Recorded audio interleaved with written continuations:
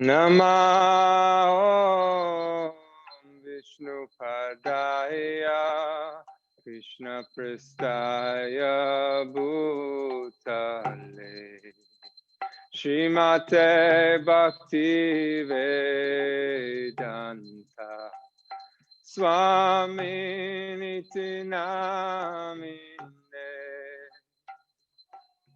Om Vishnu Padaya Krishna Pristaya Bhutale Shrimate Bhakti Vedanta Swami Niti Namine Namaste Saraswate Deve Gauravani Pracharine Nirvishesha Shunyavadi Pastyatya Deshatarine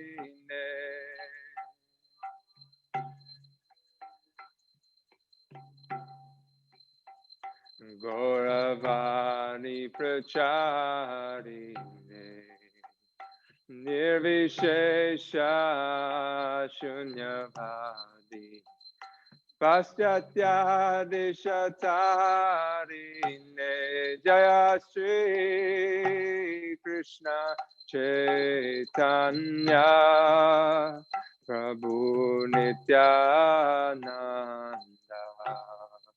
Shri Advaita Gadadhar Shivasati Gaura Bhakta Vrinda Shri Krishna Chaitanya Prabhu Nityananda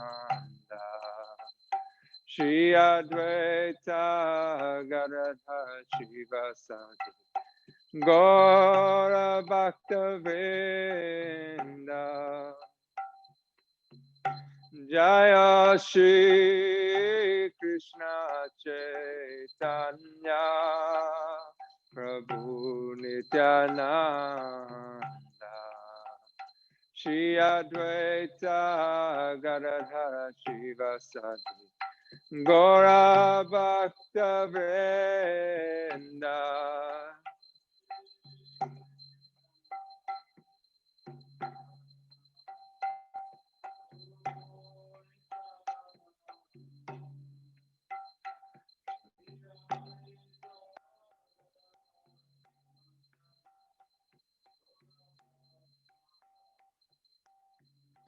Jaya Shri Krishna Chaitanya Prabhu Nityananda Shri Advaita Gadadhara Shivasadi Gaura Bhakta Vrinda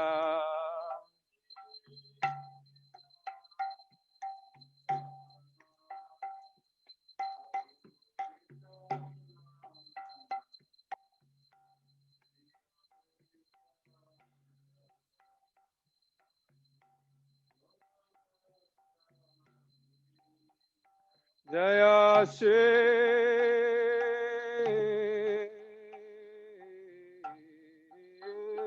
Krishna Chaitanya Prabhu Nityananda Shri Advaita Gadadhara Shivasati Gaura Bhakta Vrinda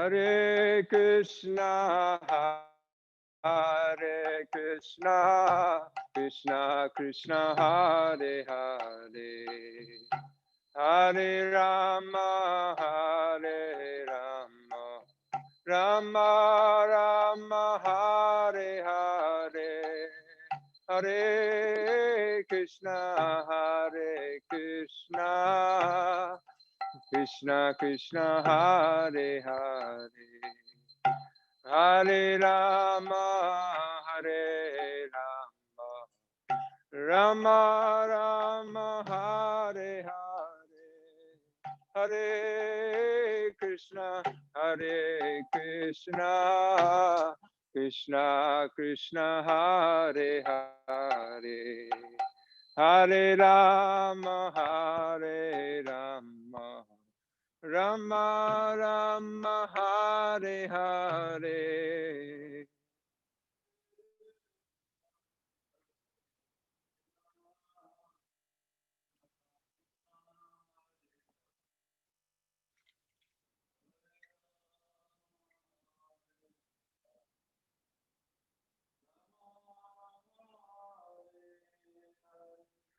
Hare Krishna, Hare Krishna, Krishna Krishna, Hare Hare, Hare Rama, Hare Rama, Rama Rama, Hare Hare.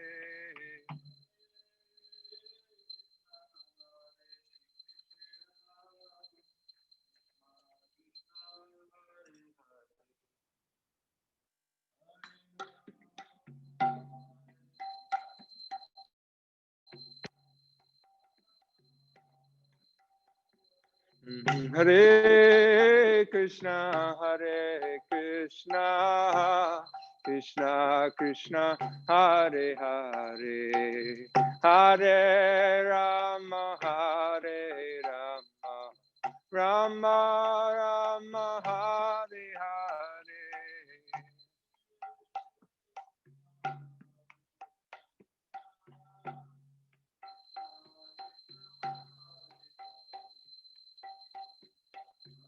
Rama Hare Rama, Rama Rama, Hare Hare, Hare Krishna, Hare Krishna, Krishna Krishna, Hare Hare, Hare Rama, Hare Rama, Rama Rama, Hare Hare, Hare Krishna, Hare Krishna, Krishna Krishna, Hare Hare, Hare Rama, Hare Rama, Rama Rama, Hare Hare,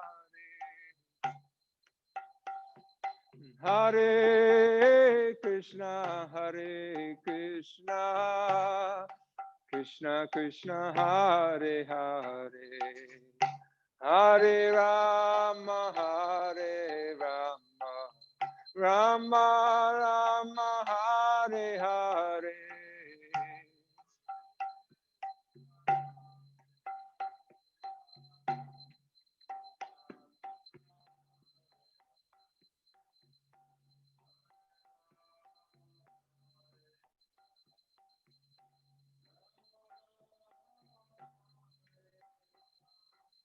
Hare Krishna, Hare Krishna, Krishna Krishna, Hare Hare, Hare Rama, Hare Rama, Rama Rama, Hare Hare.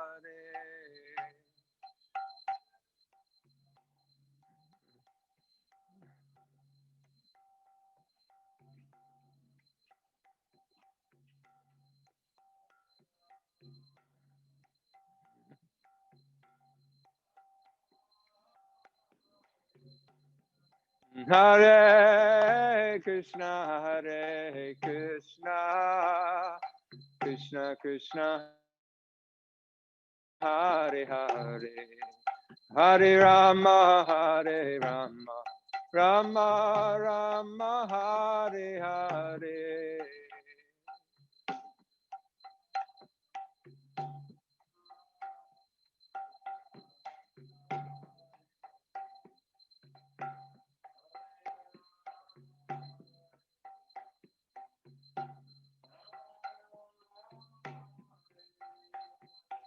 Hare Krishna, Krishna Krishna, Hare Hare, Hare Rama, Rama Rama, Hare Hare.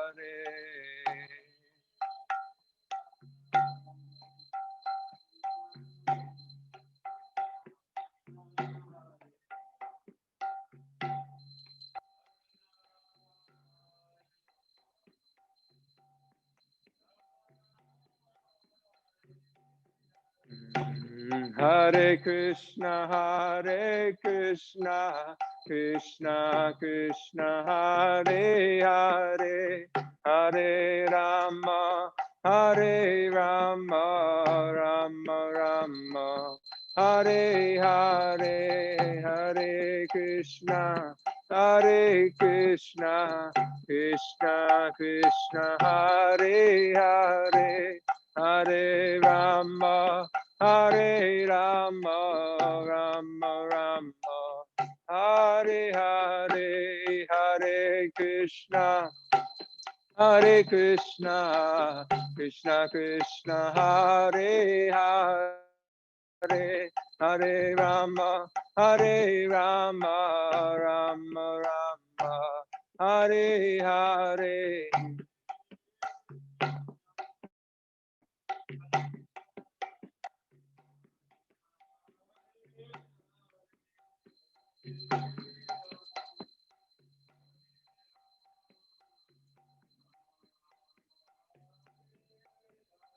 Hare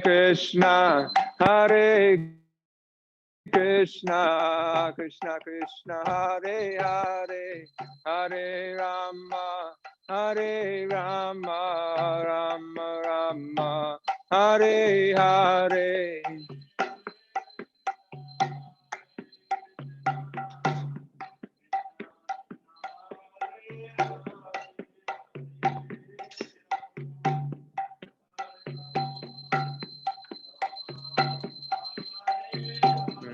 Hare Krishna, Krishna Krishna, Hare Hare, Hare Rama, Rama Rama, Hare Hare.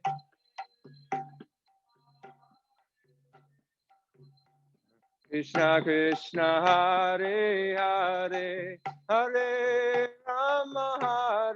Rama, Rama Rama, Hare Hare. Hare Krishna, Krishna Krishna, Hare Hare, Hare Rama, Rama Rama, Hare Hare.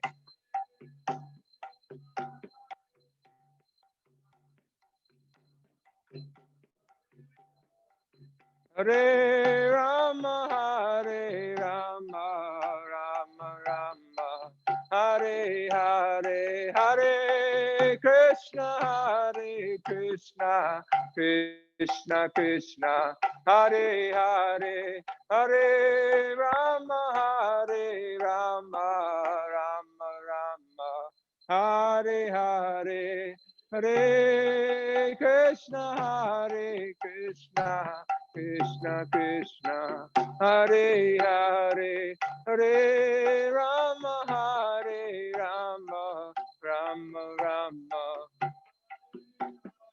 Hare Krishna, Krishna Krishna, Hare Hare, Hare Ram, Ram Hare Hare, Hare Krishna, Krishna Krishna, Hare Hare, Hare Ram, Ram Hare Hare, Hare Krishna, Krishna Krishna, Hare Hare, Hare Ram, Ram Hare Hare.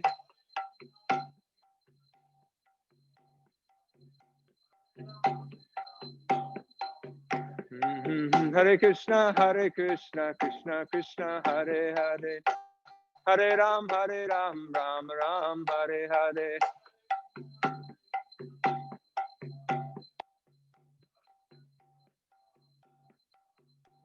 Hare Krishna, Hare Krishna, Krishna Krishna, Hare Hare, Hare Ram, Ram Rama, Hare Hare.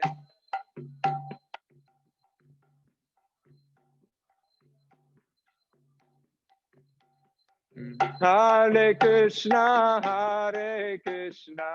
Krishna Krishna, Hare Hare, Hare Rama, Rama Rama, Hare Hare. Hare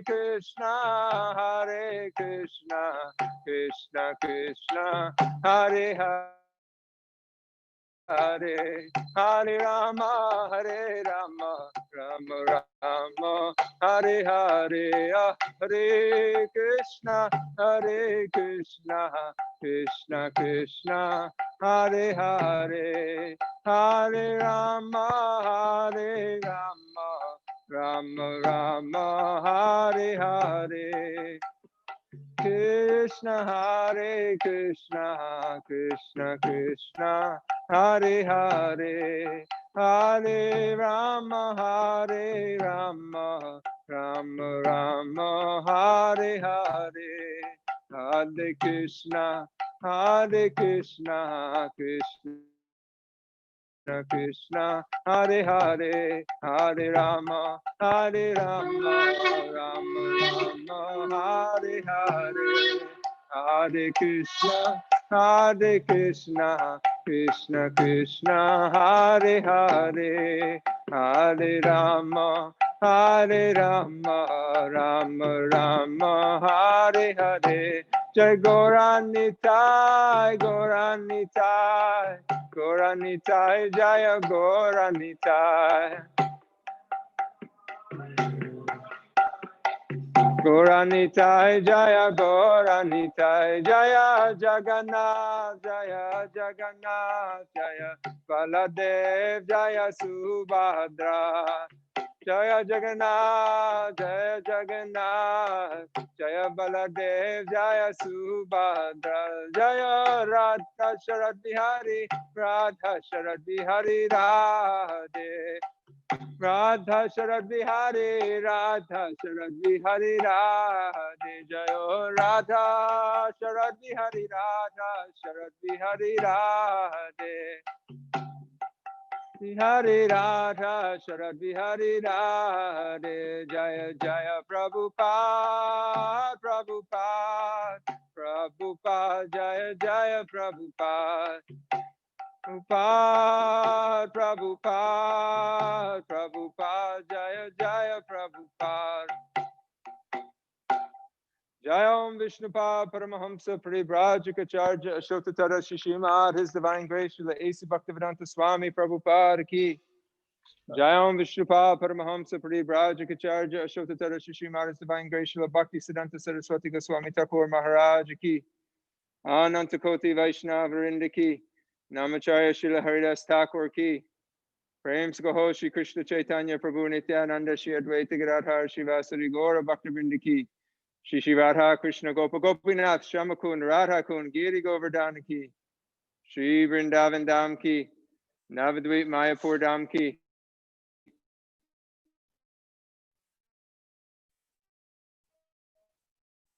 Gauri Tulsi Devi Ki. Shri Harinam Sankirtan Ki. Samaveda Bhaktivinoda Ki. Nitai Gaur Premanande. All glories to the assembled devotees. All glories to the assembled devotees. All glories to the assembled devotees. All glories, to the lotus feet of Shri Shri Guru and Shri Gauranga.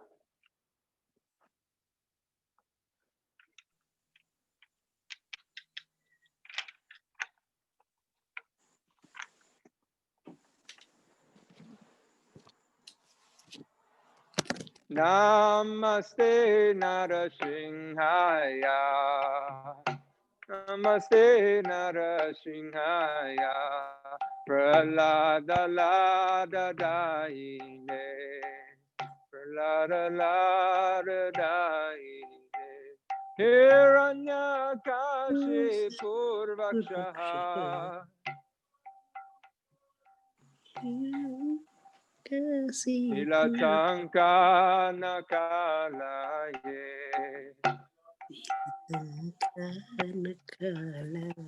Ito nishinga parato nishinga.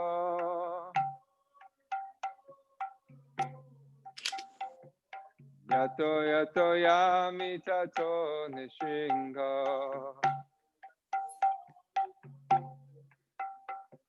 Bahir nishinga ridaye nishinga.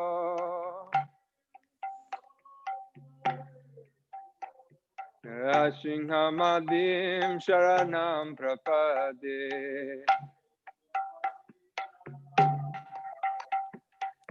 Tavakara kamalavare nakama bhuta shinga. Dalita hiranyakashipu tanubringa. Keshavadrita narahareru.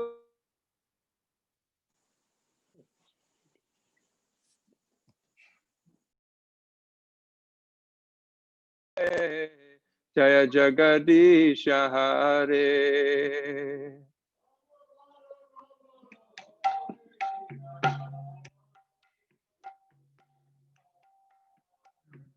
Dalita Hiranyakashipu Tanubringa. Keshavadrita Narahare Rupa. Jaya Jagadisha Hare.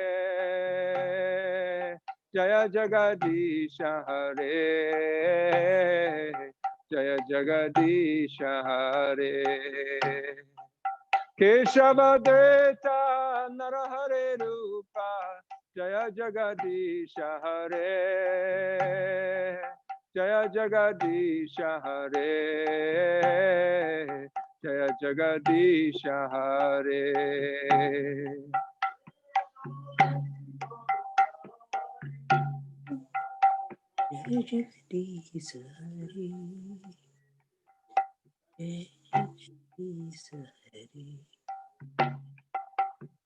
Jagadisha Hare.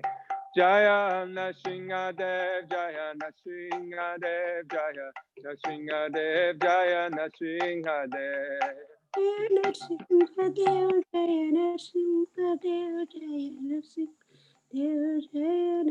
Jaya Prahlad Maharaj, Jaya Prahlad Maharaj, Jaya Prahlad Maharaj, Jaya Prahlad Maharaj. Jaya Prahlad Maharaj, Jaya Prahlad Maharaj, Jaya Prahlad Maharaj. Nrsimhadev Bhagavan ki, Bhakta Prahlad Maharaj ki, Jai Gaur Premanande.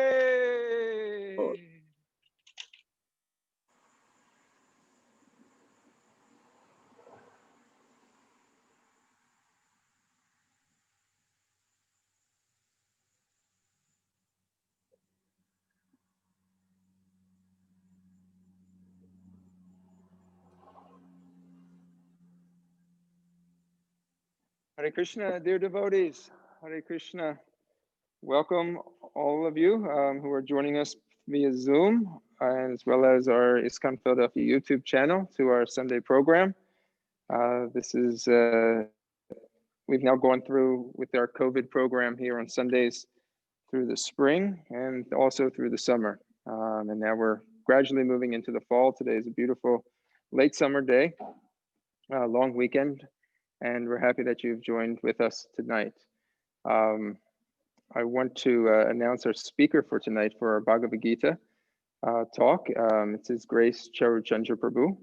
Charachandra Prabhu is he has his roots here at ISKCON Philadelphia. He grew up in Krishna consciousness here in the 90s. He's lived here and served here. Had a lot of preaching activities and services that he's done for ISKCON Philadelphia, which we're tremendously grateful for. He is a disciple of His Grace Ravinda Shri Prabhu. He's graduated from his courses in the Bhakti Shastri, which is the study of the Bhagavad Gita, Isha Upanishad, Nectar of Devotion, Nectar of Instruction. And then he's also went on to complete his coursework in the Bhakti Vaibhava, which is the advanced study of the Srimad Bhagavatam. Currently, he works with the Vrindavan Gurukul as a teacher and curriculum developer there.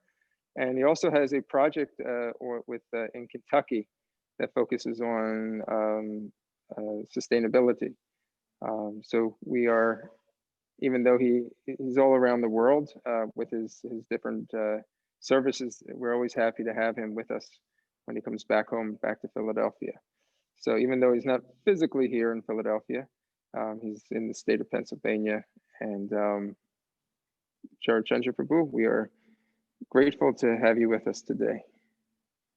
I want to, real quick, before I hand it over to you, I'm going to take us on a quick tour and give everybody a darshan.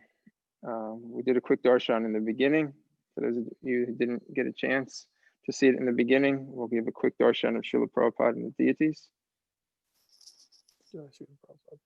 His Divine Grace, Srila A.C. Bhaktivedanta Swami Prabhupada ki. Jai. Jai.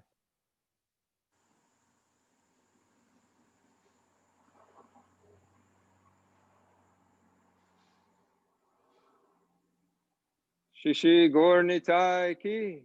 Jai.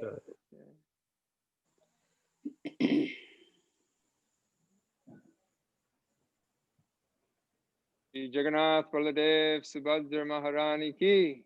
Jai. Their most beautiful lordships, Shri Shri Radha Sharat Bihari. Jai.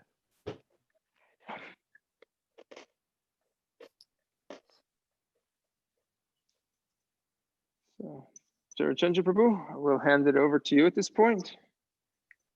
Okay, thank you for the nice introduction as usual, and thank you especially for that beautiful darshan. I haven't seen Radha Shard Bihari that close up in a long time. So much thanks to you, sir. Okay, so we will start with Jaya Radha Madhava. We're not doing call and response since we're on Zoom, but anyway, I'm sure you're all familiar with the format now. Jaya Radha Madhava Kunja Bihari Gopijana Vallabha Girivaradhari Yashoda Nandana Brajajana Ranjana Jamuna Tira Vanachari Jaya Radha Madhava Kunja Bihari Gopijana Vallabha Girivaradhari Yashoda Nandana Brajajana Ranjana Jamuna Tira Vanachari Jaya Radha Madhava Kunja Bihari Gopijana Vallabha Girivaradhari Yashoda Nandana Brajajana Ranjana Jamuna Tira Vanachari Jayam Vishnupad Paramhamsa Parivrajagacharya Asto Tarasata Sri Srimad His Divine Grace Srila A.C. Bhakti Vedanta Swami Prabhupada Ki Jai Jayam Vishnupad Paramhamsa Parivrajagacharya Asto Tarasata Sri Srimad Srila Bhakti Siddhanta Saraswati Goswami Srila Prabhupada Ki Jai Ananta Koti Vaishnava Vrinda Ki Jai Namacharya Srila Haridas Thakur Ki Jai Prem se kaho Shri Krishna Chaitanya Prabhu Nityananda Shri Advaita Gadadhar Shri Vas Adigaura Bhakta Vrinda Ki Jai Shri Shri Radha Krishna Gopa Gopinath Shama Kunda Radha Kundgiri Govardhan Ki Jai Vrindavan Dham Ki Jai Mayapur Dham Ki Jai Ganga Mai Yamuna Mai Ki Jai Bhakti Devi Tulsi Devi Ki Jai Samaveda Bhakta Vrinda Ki Jai Gaura Premanande. All glories to the assembled devotees. All glories to the assembled devotees. All glories to the assembled devotees. All glories to the lotus feet of Sri Sri Guru, Sri Gauranga, and all glories to Sri Prabhupada. Namo Vishnu Krishna Prasthaya Budale Sri Mate Bhakti Vedanta Swami Namaste Saraswati Devi Gauravanatani Nirvishesha Shunyavadi Paschati Deshtani. So today we will be reading from Bhagavad Gita, chapter 2, which is entitled Contents of the Gita Summarized. And today's text is 53. Before we begin, Om Namo Bhagavate Vasudevaya. Om Namo Bhagavate Vasudevaya. Om Namo Bhagavate Vasudevaya. So text 53. I'll chant first 3 times, and then after I complete the 3rd time, feel free to unmute yourself and chant the verse out loud. So, text 53. Shruti viprati panate yada stasyati nischala samadhav achala buddhis tada yogam avapsyasi. Shruti viprati panate yada stasyati nischala samadhav achala buddhis tada yogam avapsyasi. Shruti viprati panate yada stasyati nischala samadhav achala buddhis tada yogam avapsyasi. Please chant. Shutri vipratipanate yada shashyati nischala samadhava achala buddhis tada yogam avapsyasi.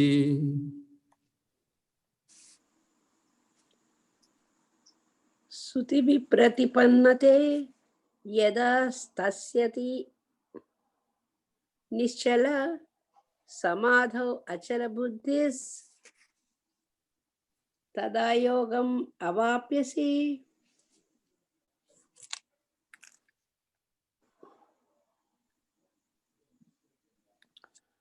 Shruti, a Vedic revelation. Vipratipana, without being influenced by the fruitive results. Te, your. Yada, when. Stasyati, remains. Nischala, unmoved. Samadhau, in transcendental consciousness or Krishna consciousness. Achala, unflinching. Buddhi, intelligence. Tada, at that time. Yogam, self-realization. Avapsyasi, you will achieve. Translation and purport by His Divine Grace A.C. Bhaktivedanta Swami Prabhupada. When your mind is no longer disturbed by the flowery language of the Vedas, and when it remains fixed in the trance of self-realization, then you will have attained the divine consciousness. Purport. To say that one is in samadhi is to say that one has fully realized Krishna consciousness. That is, one in full samadhi has realized Brahman, Paramatma, and Bhagavan. The highest perfection of self-realization is to understand that one is eternally the servitor of Krishna, and that one's only business is to discharge one's duty in Krishna consciousness. A Krishna conscious person, or unflinching devotee of the Lord, should not be disturbed by the flowery language of the Vedas, nor be engaged in fruitive activities for promotion to the heavenly kingdom. In Krishna consciousness, one comes directly in communion with Krishna, and thus all directions from Krishna may be understood in that transcendental state.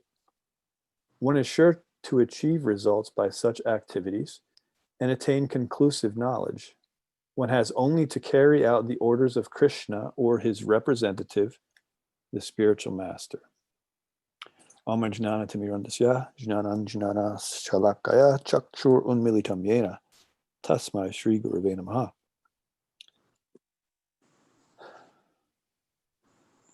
So to start out for today, I want to put a little bit of context behind us for this verse. The second chapter of Gita, it's actually my favorite chapter of Gita because it's the whole contents of the Gita summarized as the chapter is titled. So basically what you get is you get like a snapshot of what's going on for the entire Gita. And so in this section from, well, anyway, this section, basically Krishna was, first he was talking about Sankhya Yoga, which was, Sankhya means analyzing things to determine what is spirit and what is matter. And then once you analyze the difference between spirit and matter, then understand how to work. And that's when Jnan comes in, knowledge. Here in the second chapter, we kind of go through, like I said, it's the contents of the Gita summarized. So we go through it like a snapshot. And so the verse 39, for example, just a few verses back. Thus far, I have described this to you through analytical study, Samkhya. Now listen as I explain it in terms of working without fruitive results, Buddhi. O son of Pritha, when you act in such knowledge, you can free yourself from the bondage of works, right? Then, of course, this famous verse, in this endeavor, there's no loss or diminution, and a little advancement on this path can protect one from the most dangerous types of fear. Then another famous verse, those who are on this path are resolute in purpose, and their aim is one. O beloved child of the crews, the intelligence of those who are irresolute are many branched. Then we get to a verse that's very similar to this one. It's actually two verses together. Men of small knowledge are very much attracted to the flowery words of the Vedas, which recommend various fruitive activities for elevation to heavenly planets, resultant good birth, power, and so forth. Being desirous of sense gratification and opulent life, they say that there is nothing more than this. Then, in the minds of those who are too attached to sense enjoyment and material opulence, and who are bewildered by such things, the resolute determination for devotional service to the Supreme Lord does not take place. Also another famous verse. The Vedas mainly deal with the subject of the three modes of material nature. O Arjuna, become transcendental to these modes. Be free from all dualities and from all anxieties for gain and safety, and be established in the self. And then another famous verse. I love the second chapter, by the way. I mentioned that. I'll say it many more times. All purposes served by a small well can at once be served by a great reservoir of water. Similarly, all the purposes of the Vedas can be served to one who knows the purpose behind them. Then you have the right to perform your prescribed duty, but you are not entitled to the fruits of actions. Never consider yourself the cause of the results of your activities, and never be attached to not doing your duty. Perform your duty equipoised, abandoning all attachment to success and failure. Such equanimity is called yoga.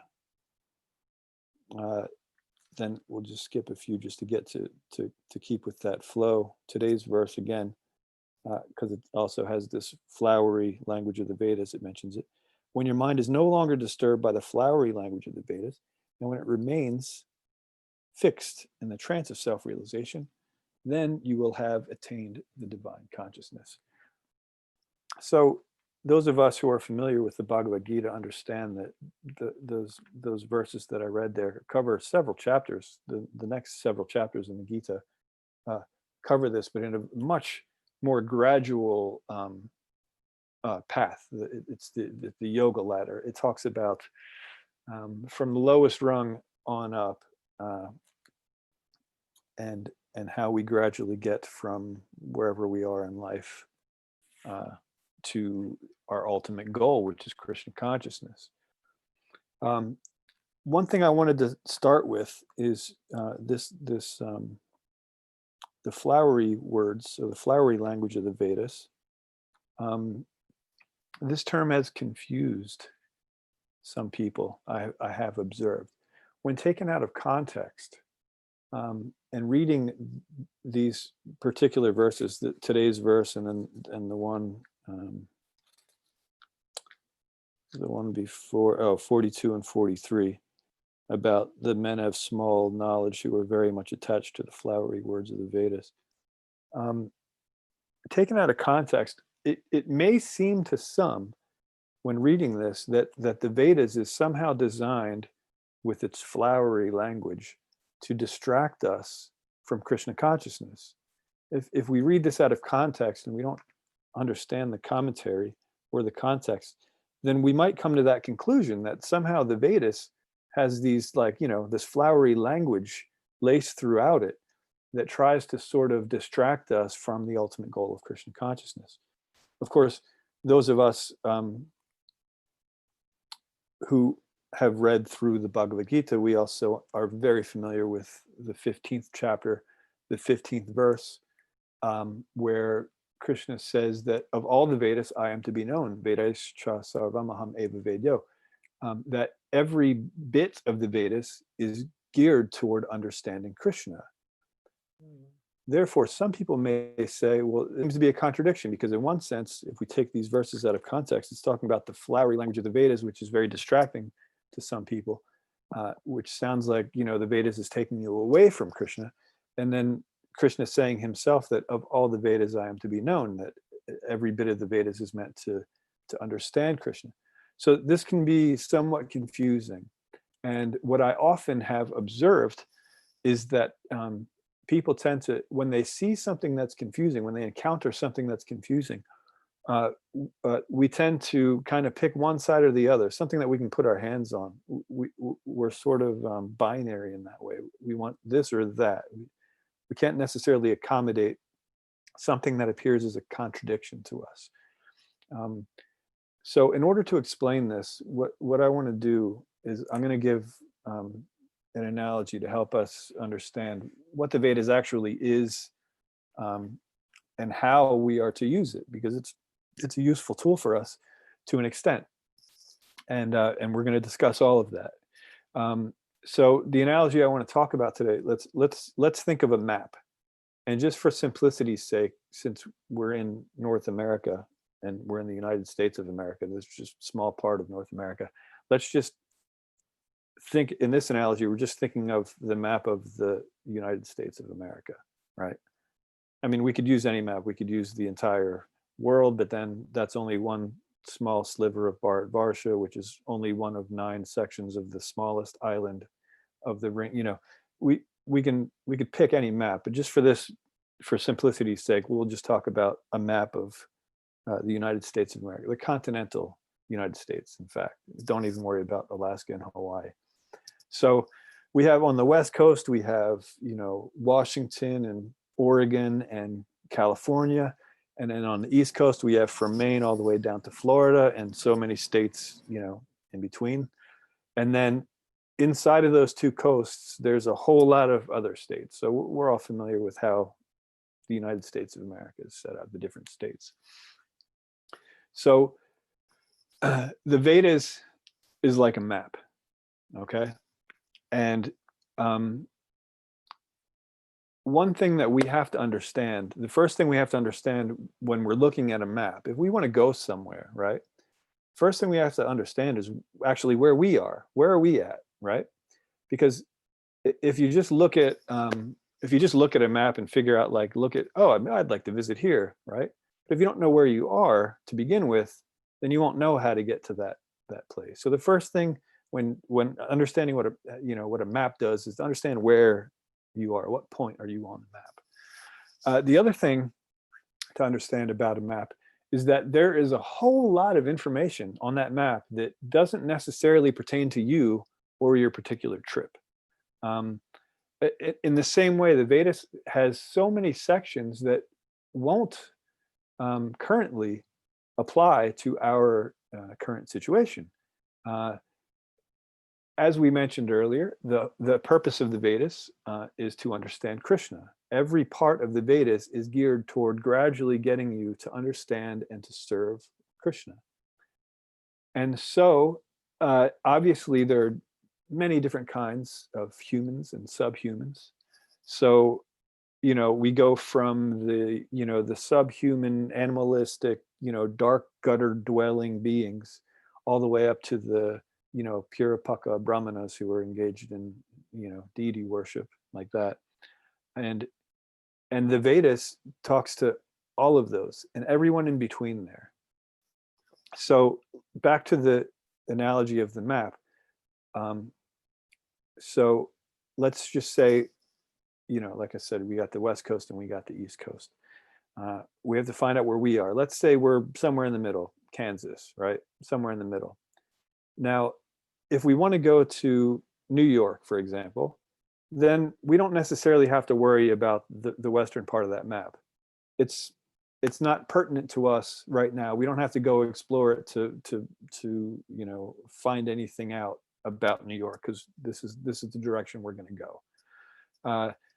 But it doesn't mean that part of the map is completely useless. In fact, we may have a friend call us up who lives in California, and they could say, "Hey, can you tell me how to get to New York?" And we could say, "Come on, man, I'm in Kansas. You gotta, no, come on, I can't tell you. That part of the map is completely and utterly useless. What are you even doing over there?" Right? So it's not that we dismiss the other parts of the map. We just don't need them right now, currently, for us. They may come in handy, though, by the way, but we don't need them. So, and now back to the Vedas. So we're going between the map and the Vedas. So back to the Vedas. So clearly, since we're going from gutter dwelling subhumans to people actually engaged in Vedic culture, clearly there's going to be some flowery language that's going to attract anyone from anywhere in that gradation to engage in Krishna service some way or other. They're going to take whatever attachments and proclivities and habits that this person has, and teach them how to engage them in such a way that gradually their consciousness will be elevated from self-conscious to Krishna conscious, from material conscious to spiritual consciousness. And so that's the whole point of the Vedas. So clearly there's going to be some flowery language, so that's there. So as I mentioned, we have to understand where we are on the map, and it's important to really understand this because, for example, like I said, if I'm starting out and I'm in Kansas, somewhere in the middle of the map, if, for example, though, I have family that's in New Jersey, right? And so I've read about New Jersey. I've seen photographs of New Jersey. I even know what roads go through New Jersey. And I know that New York is right above it. And if I take 95, it'll take me right to New York. So I could be sitting in Kansas and just insist that all I have to do is get on 95. But anyone who understands a map knows that 95 doesn't go through Kansas. So until I get over there, it's not really helping me that I have that particular knowledge of it because it's not practical for me yet, right? So to understand where we are is super important. Back to the Vedas, if we think that we are somehow more elevated than we actually are, we might prematurely give up the process that's outlined in the Vedas, the process that Krishna gave us to gradually elevate ourselves from our self-consciousness to Krishna consciousness. And that can be a dangerous thing because, as I mentioned, Krishna, he gave us the Vedas, he compiled it himself, and it's specifically designed to elevate us, elevate our consciousness from self-centric to God-centric. And so it should be used in that way. Now, eventually, of course, because as the chapter mentioned, the Vedas deal with the three modes of material nature, which are only in this material world. So since the goal of the Vedas is to get to Krishna consciousness, obviously at some point when we get to that consciousness, that state of Krishna consciousness, where we realize Brahman, Paramatma, and Bhagavan, and we are transcendental now to the three modes of material nature, then we will completely set aside the Vedas. We leave that in the material world, and then we go on to the spiritual world. The goal of something is to get you somewhere. When you get to that place, you no longer need the map, right? So it's very important to understand that we can't prematurely abandon what's given in the Vedas and justify it by verses like these that talk about how there's flowery language that can distract you. Now, granted, the flowery language of the Vedas can distract you if you are self-conscious. If you're self-conscious and you're only concerned with enjoying heavenly pleasures or enjoying, even base pleasures, then what we will tend to do, if that's our state of mind, is we'll read the things that talk about how we can, utilize these, engage in these activities, but we won't pay attention to the things that show us how to continue on in Krishna consciousness. So if we read the Vedas with the wrong consciousness, not to understand Krishna, but to just enjoy further in this material world, then clearly that is a problem. And that's what we don't want to do. We don't want to be distracted in that way. We don't want to go the wrong way. In other words, so here I am in Kansas. I know I want to go over to New York. But I'm curious. I heard there's some real fun things happening in California. So do I head to California first, right? No, not necessary, because that's not the direction that we need to go.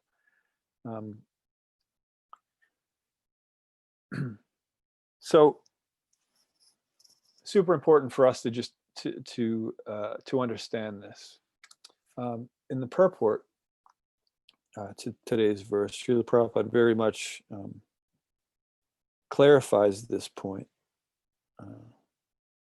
The highest perfection of self-realization is to understand that one is eternally the servitor of Krishna, and that one's only business is to discharge one's duties in Krishna consciousness. A Krishna conscious person or unflinching devotee of the Lord should not be disturbed by the flowery language of the Vedas, nor be engaged in fruitive activities promotion to the heavenly kingdom. In Krishna consciousness, one comes directly into communion with Krishna, and thus all directions from Krishna may be understood in that transcendental state. One is sure to achieve results by such activities and attain conclusive knowledge. One has only to carry out the orders of Krishna and his representative, the spiritual master.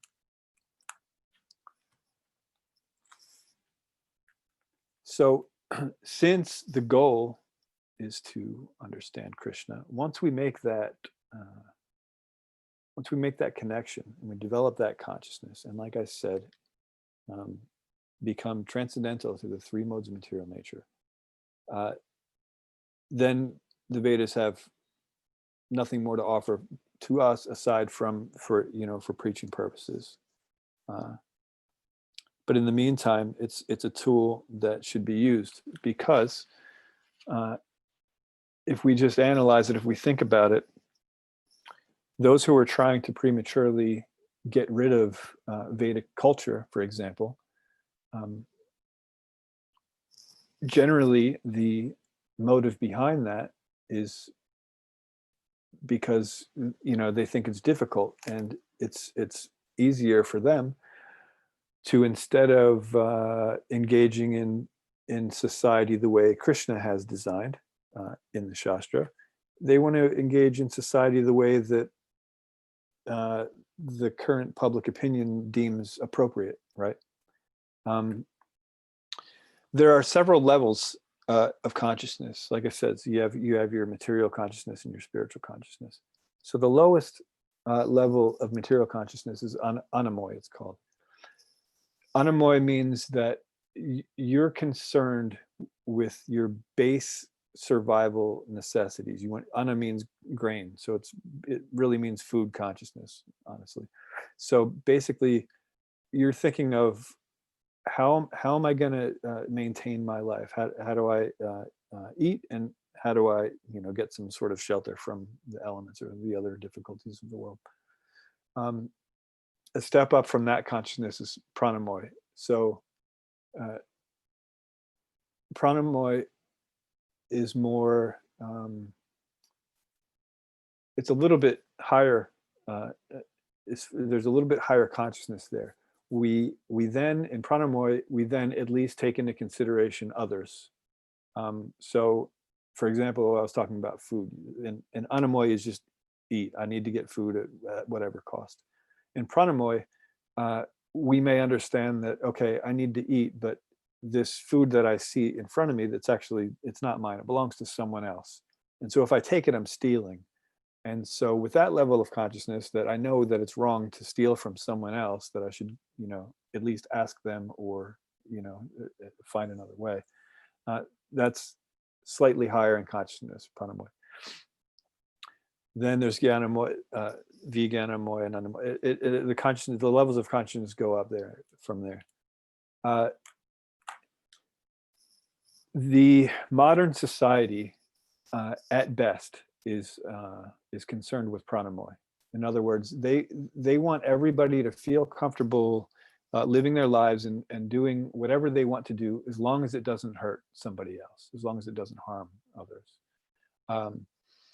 And that's not necessarily a great starting point for cultivating Krishna consciousness. That's just, in other words, you can practice Krishna consciousness in any situation, but if you give more importance to a man-made pranamoyic philosophy of life than to the Vedic concept of life, which Krishna has provided, then it'll certainly be a far more difficult task to attain Krishna consciousness.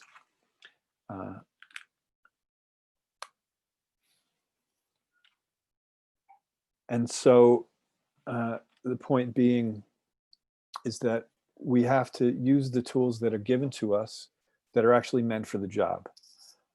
The tools of the material world are meant to maximize the level of sense gratification for everyone. The tools in the Vedas are meant to maximize our consciousness of understanding that we are not the center, that Krishna is the center, and that the ultimate goal is to serve him. Now, when we go through the Bhagavad Gita, there's all these different instructions. Krishna talks about engaging your actions, first engaging the fruits of the results of your actions, that's in chapter 3, and then engaging your mind, your intelligence, and then not just the fruits of the actions, but actually the actions themselves. And it goes through all these different processes. If you do this, and if you can, this is better, and better than that is this, and then there's a whole process. And then at the end, Krishna says to Arjuna, but actually you should abandon all those varieties of religion and just surrender unto me, right? That's what Krishna says, because that's, like I said, the purpose of the Vedas is to serve Krishna. So the ultimate instruction is don't even worry about any of that, just surrender unto me, Krishna is saying. So one might just ask, if that's the goal, then what's the use of the other chapters? What was that whole conversation about, right? It's just surrender to Krishna. It could be that easy. Bhagavad Gita as it is, open it up, surrender to Krishna, right? But that's easier said than done. It's first of all, it doesn't apply to, it applies to everyone, but it's not relatable to everyone on the different levels of consciousness. Someone at one point can hear surrender to Krishna, they don't even understand what that means, right?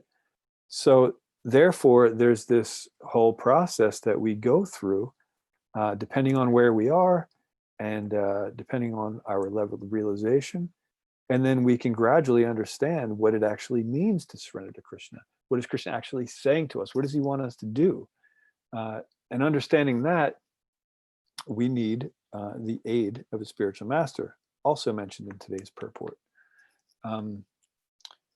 We know from the 4th chapter, Tadvidi pranipatena pri prashnena sevaya upadekshanti te jnanam janinas tatvadarshanaha, that if one wants to learn the truth, he has to approach a spiritual master, and with a very humble and submissive mood, and in a mood of service, you should inquire from the spiritual master, because since he has seen the truth, the spiritual master, he's understood what you're trying to understand. Since he has seen that, he can give it to you. And that's a very important part of the Vedic process, is having a bona fide spiritual master who has seen the truth, and approaching him with submission and with an attitude of service, so that he can actually give us these instructions. So, back to the analogy of the map, we have a map, and we know where we want to go. And the map, it can be helpful, but it can also be, it can be confusing. There's a possibility that we may get lost. Like I said, first we have to identify where we're at, and sometimes that can even be hard, especially in spiritual life. And so with the aid of the spiritual master, since he understands, since he's seen the truth, he can show us. He says, okay, he gives us the direction. Here's the map. Here's where you are, by the way. So first you want to take this, and then you go this way, and you go like that. And they can guide us. And this is the way that we reach Krishna consciousness, which is our ultimate goal.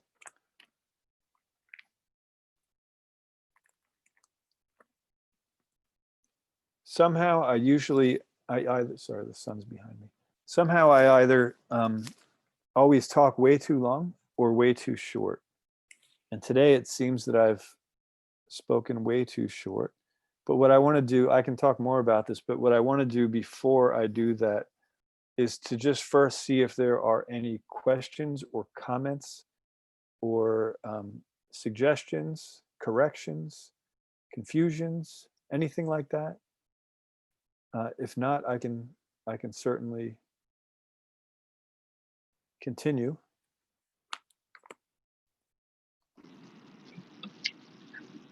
Hare Krishna, Chaitanya Prabhu. Yes. Thank you. Thank you for the explanation that you've given us so far. You said you're going to speak some more, so I look forward to that. Are there any ways any practical ways that you see devotees sometimes maybe getting trapped by the flowery language of the Vedas? Any ways that you've been practicing for a number of decades? And is there anything that you see that we need to be careful of, where we sometimes get distracted in our main goal of coming to Krishna, and kind of get diverted, but we're still kind of like Vedic, we're kind of like floating around in the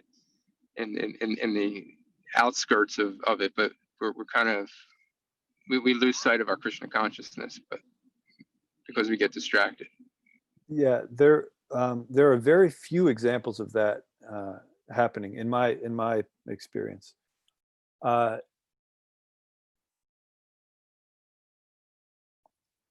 I have seen it personally, like I said, very, very few times, but what I have seen a lot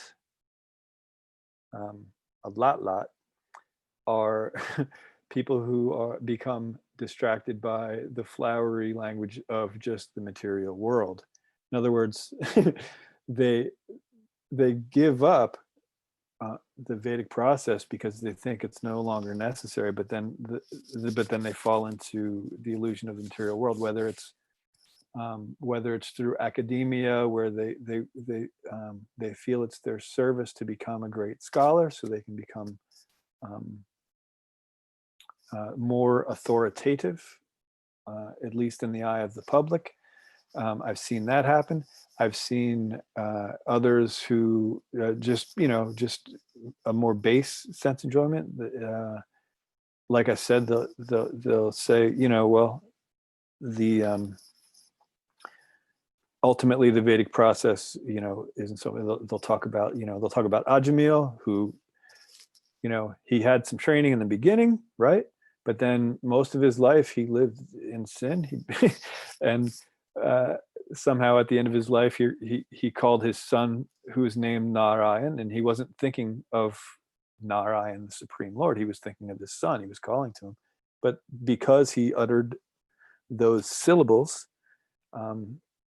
he was given, as the book title reveals, a second chance. And so I've seen many aspiring devotees become completely satisfied with the little bit of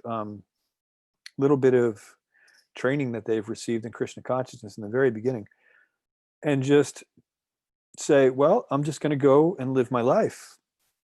And, when it's time to die, I'll just remember Krishna, simple as that. I'll just pull an Ajamil.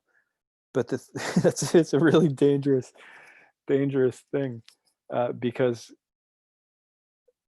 first of all, we don't know when we're going to die. And second of all, this process is called Krishna consciousness. Like we're meant to become Krishna conscious. We're not meant to cultivate our self-consciousness. And then, when push comes to shove, whenever we're in distress or, whenever something bad happens, then, oh, now I'll remember Krishna and please, Krishna, protect me, like that. So that I've seen a lot of, right?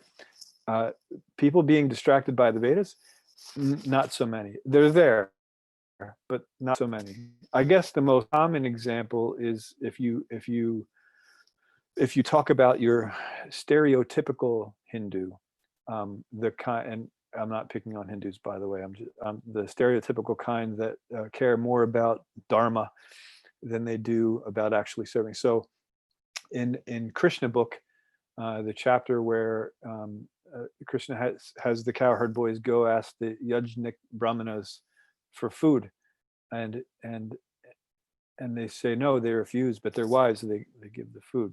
I'm sure everyone on here knows the story. If not, please ask me later.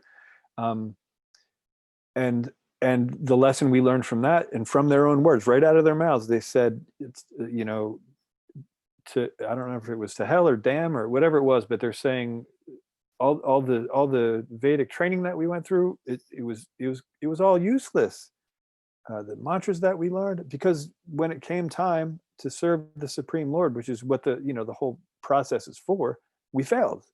So in that regard, they were attracted by the flowery words of the Vedas, and they were more interested in the Vedas than they were in the purpose of the Vedas, which is to understand Krishna.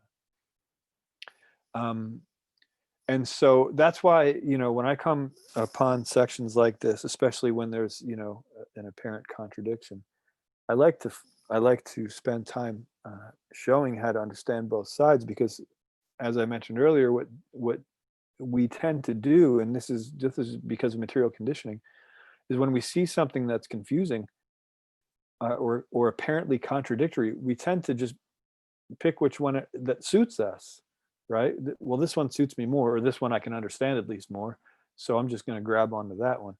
And what happens on both sides of that, the one side is the example I just gave of the yajnik brahmanas, who, they just, they focus on the Vedas so much that they wouldn't recognize if Krishna stood right in front of them, right? Even though the Vedas is meant to know Krishna. And then the other extreme is those who are,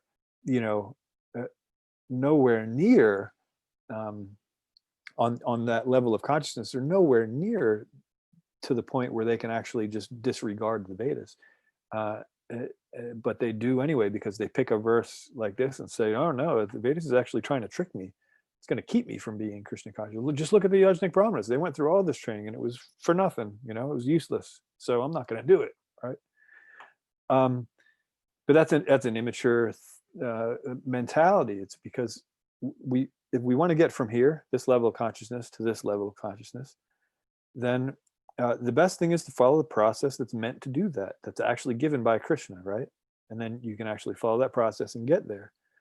Now, to claim that, so I do want to get to that level of consciousness, but instead I'm going to do it a different way. I'm going to take this loophole that I read about, and that's all I'm going to focus on.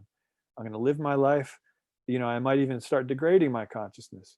And then right when I'm about to die, I'm just going to all of a sudden remember everything. And voila, I've cheated my way into God's kingdom. But that's the thing. We can't cheat ourselves into God's kingdom. It has to be earned. The only way to get there is to redirect our consciousness.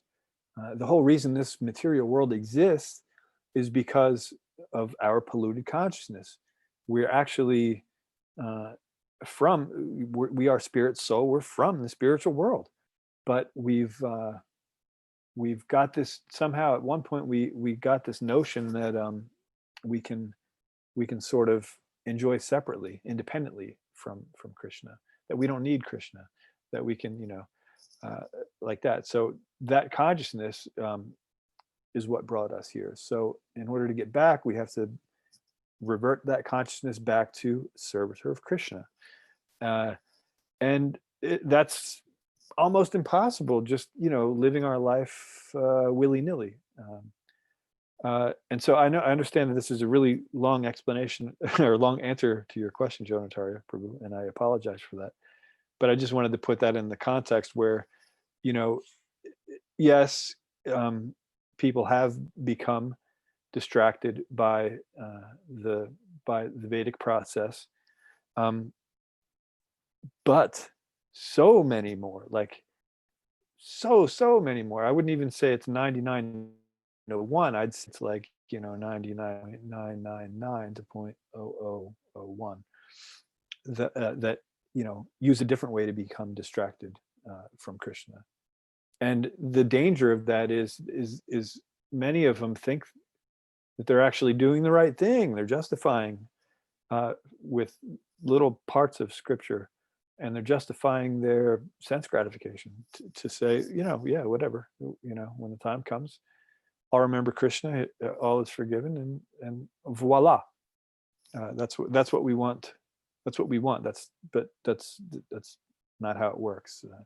Our consciousness doesn't just automatically become purified because we realize we're about to die. I mean, our mentality can certainly take a boost. There's what's the Sanskrit term? I think it's smasana vairagya. It means the renunciation you feel while looking into a funeral pyre.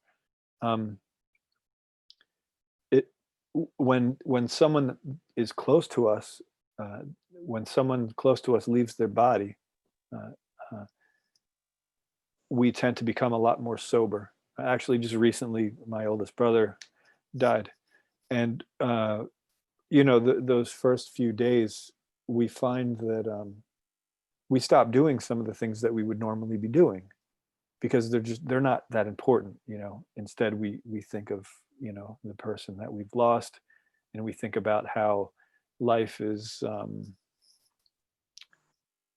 it's fleeting and it's fickle, and we never know what's going to happen, and we sort of our level of consciousness raises a little just because of that, just because we're reminded that death is there, it can come at any time, and the things that we're doing on a daily basis aren't important, right? And so we stop doing those things for a few. Of course, after a few days or weeks or months, however long it takes us to mourn, after our mourning period is over, we go back to these things that we just realized were completely unimportant, right? And so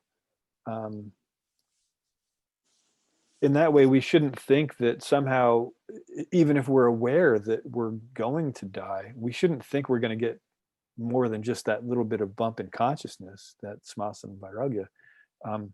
We shouldn't think that, because that's just not how it works. I mean, as we mentioned earlier, there's no diminution or loss on this path. So whatever progress we make, we keep.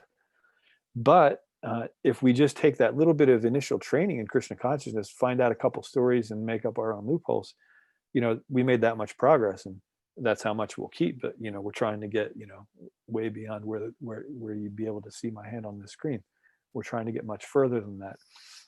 So it's just, it's progress, but it's very gradual progress. And in our next life, we'll pick up from that point. So it's certainly not the worst thing, but it's nowhere near what we want and what we expect. Because we expect that somehow in this life I'm going to become Krishna consciousness, and I really don't have to do much about it. I don't have to do anything to get there.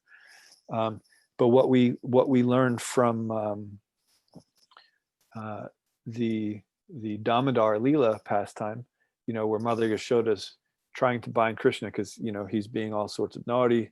He's stealing butter and, feeding the monkeys and throwing it everywhere. And for this kid's just impossible. So I have to punish him, right? So she's trying to bind the Supreme Lord with these ropes, and she keeps connecting more and more ropes. And every time she goes to tie it, it's 2 fingers too short, no matter how many she ties together, right? And Srila Prabhupada explains that those two fingers too short represents mercy and endeavor. That there's 2 things that are both needed to attain Krishna. You need Krishna's mercy, right? And you need to endeavor for Krishna's mercy. Mercy is the easy part because Krishna is all merciful to everyone. He has unconditional love for us. So the mercy is pretty much always there, right? The endeavor, that's on us. That part we have to do. And really all it means, and this is actually a little bit dangerous too, because what we tend to think, because we're in the material world and we have this false ego that I'm somehow very important, is that when we talk about endeavor, we tend to think then I am doing it. So whatever I do, it will get me the result, and I am the cause of this result. But in Krishna consciousness, the endeavor does have to be there, but it has to be done with the consciousness that I am not the doer of this activity. It's actually the mercy that's doing it. So you simultaneously need to endeavor for attaining Krishna and accept Krishna's mercy, right? So we're really not doing anything. We're not the cause of anything, but we still have to accept that mercy. We can think of Krishna's mercy like radio signals. They're in the air right now. You can't see them, you can't perceive them in any way until you have a radio receiver. And then you can start perceiving the different sound waves that are traveling through the air right now that we can't hear. Depending on which frequency we turn it to, we can pick up these different, sounds that are being broadcast through these radio waves, right? So Krishna's mercy is like those radio waves, and our endeavor is like that receiver. We have to become proper recipients of Krishna's mercy. And this is what the Vedas tells us how to do. It brings us step by step through the process of understanding how to be a proper recipient while not considering ourselves the doer, right? Like I said, this can get really dicey for someone in the material world. We want to either, not do anything and just be completely saved, or we want to do something but take the credit for it, right? I built this, I did that, it's one or the other. But the reality of the situation is we can't sit back and just rely on the mercy because we don't deserve it. And when we do put forth that endeavor, it's not our endeavor that gets us the goal. It's the consciousness. It's just that consciousness, whether we're self-conscious or Krishna conscious. That's the only work that we can actually do that leads to a tangible result. If we're doing something, even if it's outlined in the Vedas, if we're doing it with the mentality that I'm doing this and I am the cause of the results that I'll be attaining through following the Vedas, then we've missed the point, and we're not going to attain Krishna consciousness. But if we understand that balance and we can figure that out, that we can actually put forth the endeavor without being attached to the results, understanding that even though I made this decision to redirect my consciousness toward Krishna, it's actually his mercy that's bringing me up. All I'm doing is grabbing a rope and he's pulling me up. So, and it's not even worthy of being proud of grabbing the rope, but you still have to do it. It's something that has to be done. And as I said, that's why the Vedic scriptures are so important, is because they teach us from wherever we are. And like I said, some of us are subhuman, gutter dwellers that engaged in all sorts of abominable activities, and but the Vedas reaches to them too, and so, like I mentioned, there are parts that we won't necessarily need to refer to or study, but it doesn't mean that they're useless. They're all of it's useful. Krishna designed it in such a way that anybody can gradually come to him. And so that's the process we follow. And the point of these verses that talk about the flowery language is to show us that we shouldn't be distracted in that regard, that we shouldn't put too much stock in the Vedas. We have to understand the purpose of them. Just like that verse we also read about how all purposes that are served by a well are also served by the reservoir. If someone understands the purpose of the Vedas, then yeah. So the purpose of the Vedas is to bring ourselves from self-centric to God-centric. And so if we're doing that, we understand that, and that's what we do in our lives, then we're in good shape. But if we think for some reason that that we can do something independent from Krishna, then we've missed the point of the Vedas, and then we will be distracted by the flowery language of the Vedas. And so, and that's the point I'm trying to make. Because sometimes when I talk about these things, people think I'm picking on certain groups, and I'm not. I give examples of certain groups to point out how each of them are slightly misled, and that especially when it comes to Shastra, everything in Shastra is absolutely true.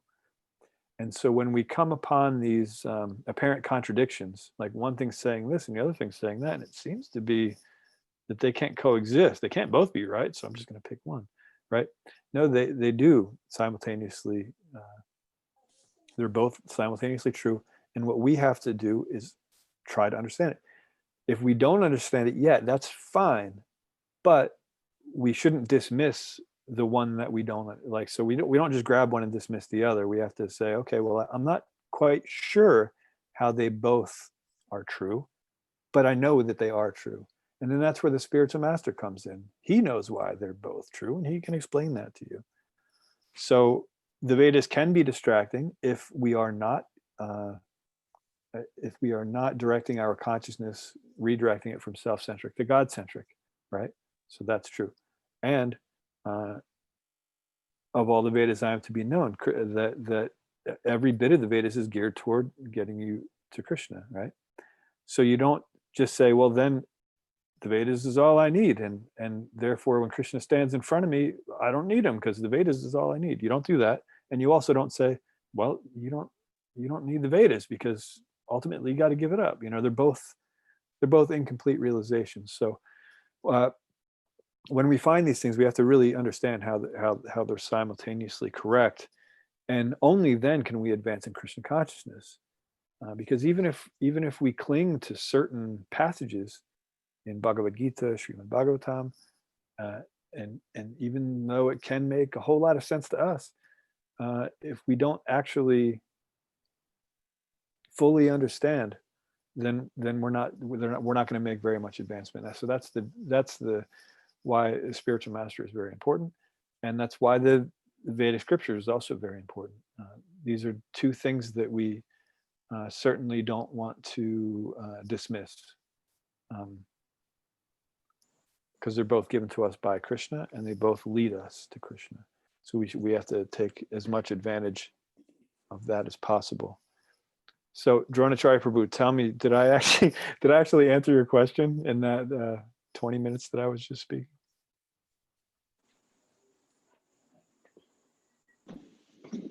Yes, you did. Okay. Yeah, you did. Yeah, that was good. Especially with the example of the Yagya Brahmins and the wives of the Yagya Brahmins. That Leela, that made it. We really illustrated that in that pastime really illustrates that concept, how we can get lost, even though we're seemingly doing something spiritual. But sometimes we forget about Krishna. Yeah. And I see sometimes also like, Srila Prabhupada obviously knew the Vedas really well, but he emphasized certain things to bring about bhakti. And some people who grew up with certain Vedic teachings, the Vedas deal, I mean, mostly with karma kanda. There's a large portion of it that's karma kandic. So, you do this fast on this day, you do that fast on that day. According to your local priest, they may give you some instruction, and to fast on a Tuesday, or to please Shiva, you do a fast on this day, and or you have certain family mantras to chant, and these may all be found there, but like when you come to Krishna consciousness, maybe you still continue those, but they're not the same level as you're chanting of the Hare Krishna mantra, the vows to the spiritual master, etc., which are solely about bhakti and developing the love to Krishna, and not on the karma kandic platform. So thank you. Thank you.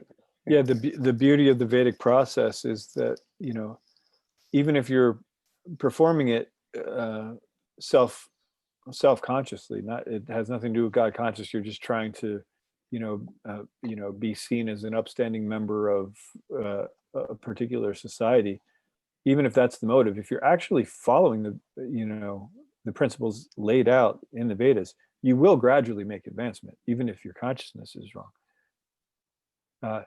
In the material world, following your whim, you don't gradually make advancement, right? So even though the advancement's super slow, the way you were describing, just following these things out of habit, or out of desire to become prestigious in that particular society, there's actually still some, it's small, but there's some benefit, and then you're gradually going to get there, and it's a much easier transition, because since you're already following Krishna's process. So then when you find out that there's sort of more to it, like you said, you may keep doing these things because that's part of your tradition or whatever, or you may see, okay, well, instead of doing that particular thing, I'm going to replace it with this particular thing, which is actually on a higher level of consciousness. It's not that you stop doing that and then go to rock concerts instead. It's you replace it with something higher. And that's how the Vedas is designed. It's always replacing with something higher. That's Krishna says in Bhagavad Gita, if you can't do this, then do this. If you can't do that, then do that. It's it's a gradual process. He gives the whole thing from the lowest to the highest, and wherever you are, you start there, but you got to get here, and that's what it's all about. And the thing about Bhagavad Gita is it's actually just the beginning. This is just the beginning. This teaches us that the conclusion in life is to surrender to Krishna, right? Which is enough. To know that, that's good. But then how do you surrender to Krishna? Who is Krishna? What does he do? What is he like? Who does he hang out with? Where does he eat? All these things are given to us in Srimad Bhagavatam. And then the different features of Krishna, he has we know as the Pancha Tattva, the 5 features of the absolute truth. There's actually, if you read Chaitanya Charitamrita, there's actually 6 features of the absolute truth. There's the Pancha Tattva, and then there's gurus, plural, which is both the Diksha Guru and the Shiksha Guru. So there's actually 6 features discussed in the very beginning of Sri Chaitanya Charitamrita. And to understand all those aspects of the Lord, that's even further. So, surrendering to Krishna, that's a prerequisite, but we have to do something from there on. Like, so what does surrender to Krishna mean? Am I going to be doing something with him? Am I going to be, doing something for him? Or, so Srimad Bhagavatam, Sri Chaitanya Charitamrita, they help us understand the context of what's going to be going on. And when we start reading about Krishna's personality, his character, the things he does for his devotees, his unconditional love, all these things, when we start understanding about them, it's easy to surrender to him. You know, it's easy to come to this conclusion to surrender to Krishna, because who wouldn't? You know, he's the only one that's deserving of surrender, you know, that we should surrender to. Or, you know, of course, the spiritual master, who's an extension of Krishna, because he leads us to Krishna. But, you know, all the things in life that we put on pedestals, that we give value to, we assign value to, are nothing compared to Krishna. So when we start understanding his personality, his pastimes, his different features, and how he interacts with each of the different types of devotees in those features, it all just like I said, it just makes us fall in love with him, because he has just the best character ever, you know. And so if we look at it that way, if you know, that's where we're headed, then, you know, we understand that we have a long way to go, and that we should sort of get busy, start doing it. We don't want to be the fellow who, you know, wants to follow the example of Ajamil and just, you know, live our life the way that we're going to live it anyway, and then sort of at the end remember. We don't want to do that. We want to, you know, we've come to the conclusion we should surrender to Krishna. Okay, but how do we do that? We have to work on what it means to surrender to Krishna, what our relationship with him is, and we have to cultivate that. That's what this process is, the process of Krishna consciousness, leaving behind our polluted consciousness of, you know, I can do whatever I want and I am independent and free, to what does Krishna want me to do? Not because I know I should do it, but because I want to do it, because he's just that awesome, and all I want to do is, you know, serve him in whatever way he wants me to, you know. And so to get from that consciousness to this consciousness, that's, you know, that's a process, and that's what we have to engage in on a daily basis. And we shouldn't be, you know, distracted by you know, like these things. We talked about how there's two extremes on a subject matter, you know, and just talking about them and debating it, that's not what we should really be doing. We should understand how they're simultaneously the same, and move on from there. Because what we find ourselves is we're distracted not by the flowery language of the Vedas. We're distracted by the flowery language of the material world that's telling us, hey, you know what's really important right now? You should argue with, you know, the people who you should be, you know, who really you should be getting along with, but no, instead you should argue with them, because this point is said in the scripture, and they're talking about only this point in the scripture, and so you guys should argue and figure out which one's right.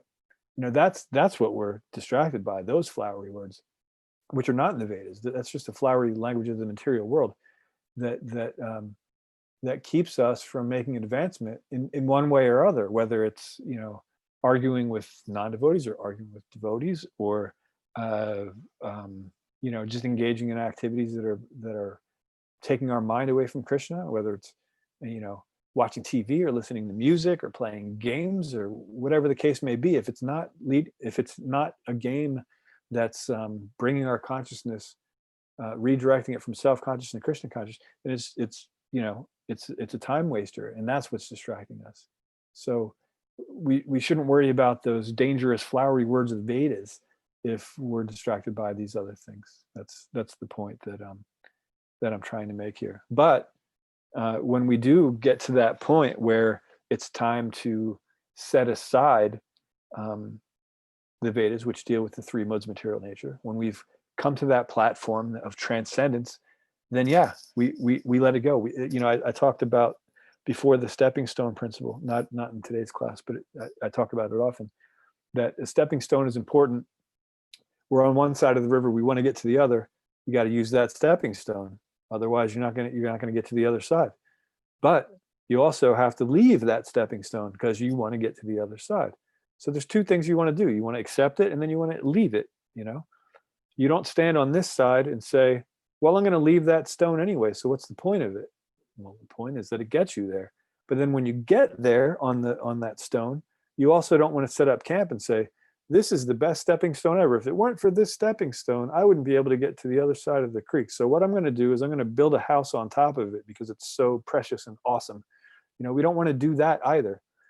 We don't want to say it's useless on the wrong side of the creek, and we don't want to overinflate its usefulness by building a house on top of it. And the Vedas is like that. We use it because our consciousness is down here and we want to get to here.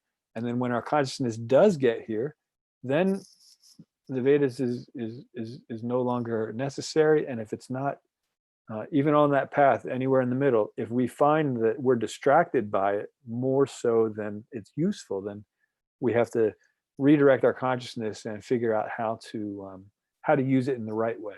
In other words, we don't give it up then. We just say, oh, you know what? Somehow I'm not focused on Krishna. And if Krishna were standing in front of me right now, I wouldn't recognize him. So therefore, I need to readjust my consciousness. So I'll still follow the Vedic process, but I'm going to do it to the point where I can actually recognize Krishna.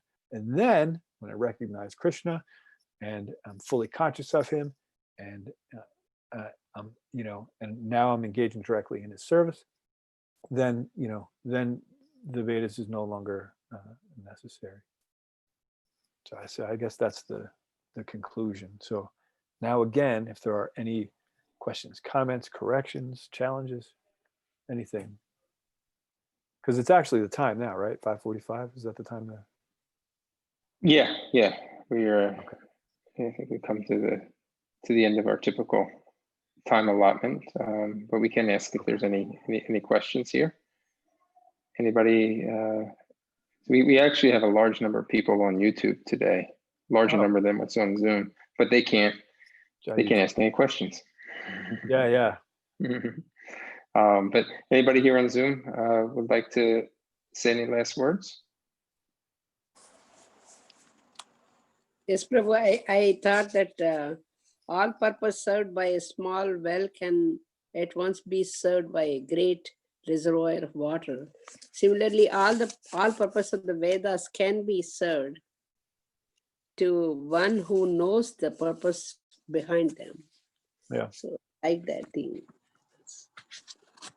So we need to know what how to use it.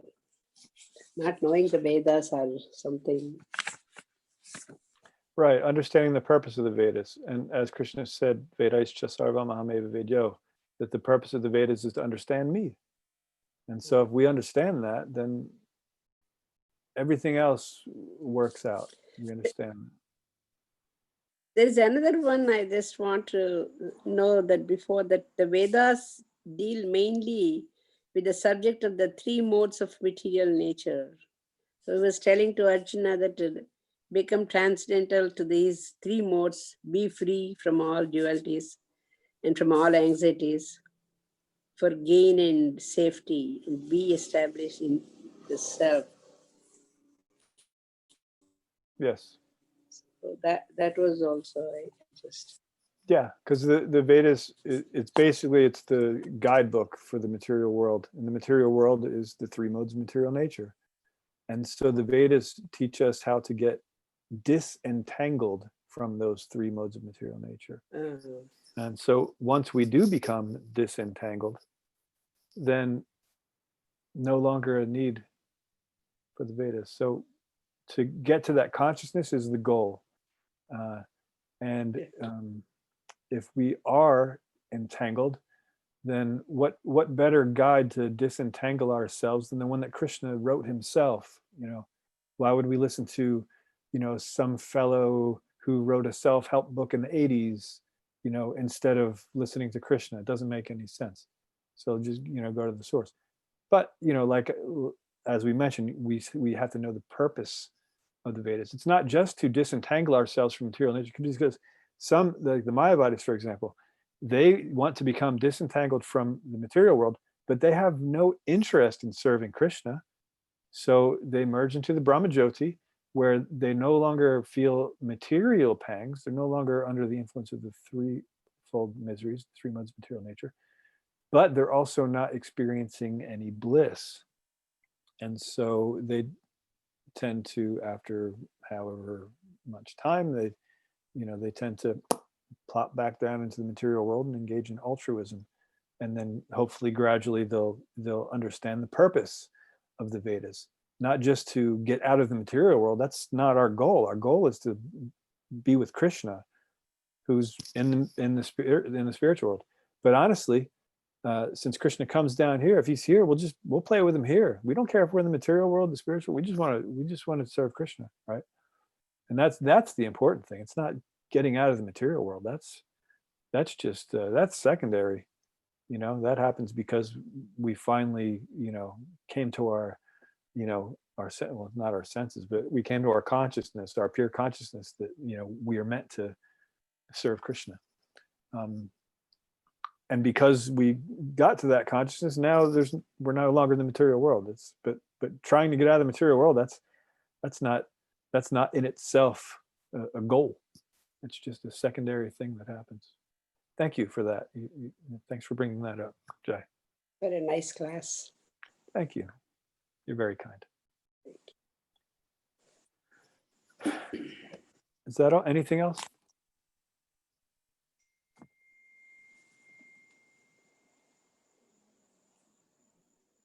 I think that He's seems to be muted. all.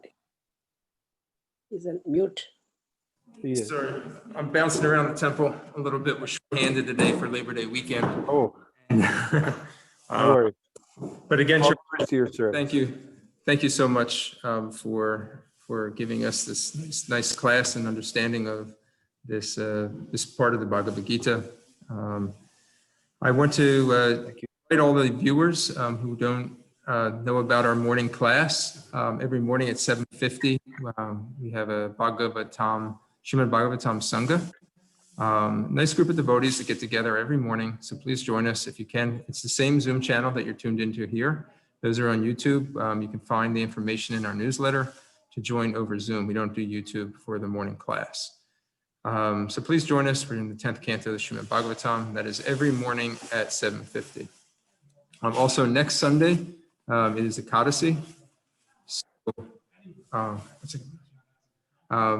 Next Sunday is Ekadasi, so it's the day where we fast from beans and grains. It's actually 2 days past where it was last time, so it's a little bit of a jump. Many of you maybe knew it was coming up this week, maybe not know when it was coming up this week. Okay, at this point, some of you I'll see tonight here at the temple. Our darshan opens actually now at 5:45, and it'll go until 7:15. Arti is from 6:45 to 7:15. Thank you very much. All glories to Srila Prabhupada. Thank you, Charachandra Prabhu. Thank you. Krishna. Thank you very much, Prabhu. Hare Krishna. Thank you, Hare Krishna.